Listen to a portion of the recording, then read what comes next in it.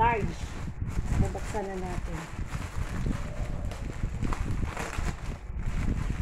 XL? Wala, XL. Large. XL lang naman. Ayan, ang laman. Tapos, may dalawang hanger. Wow, may free pa. Yun, may free pang hanger. Yan. Ito ay 50 pieces. XL. Saan natin itong isa? Sabi natin bibig. O, sa'yo yan. Nag-size up ka na. Oo. Ito naman yung isa. Small ito.